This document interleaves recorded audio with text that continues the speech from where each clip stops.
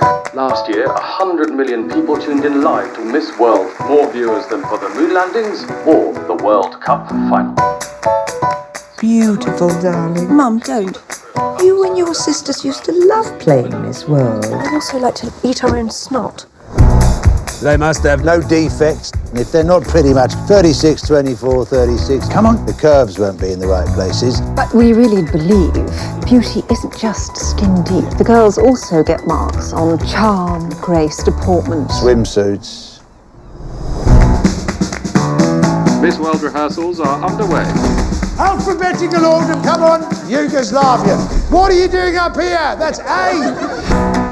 I'm the first Black South African to take part. I'm the first Miss Grenada. Ladies and gentlemen, Mr. Bob Hope. The last time Bob guested on this show, he brought the winning girl home with him. They're turning oppression into spectacle. Let's make a spectacle of our own.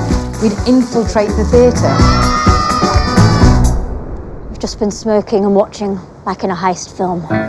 If I win, there will be little girls who might start to believe they have a place in the world.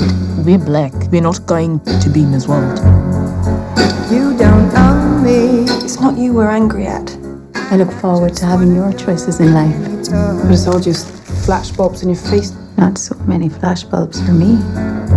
I don't want you to think I'm some kind of brute that doesn't consider the feelings of women.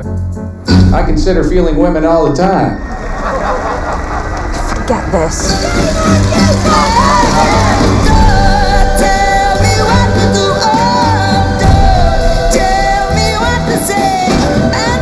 Tonight may be the start of something, Bob.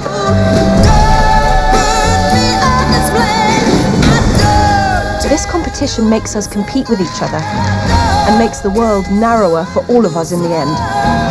Why should any woman have to earn her place in the world by looking a particular way? You don't. He doesn't. Why should we?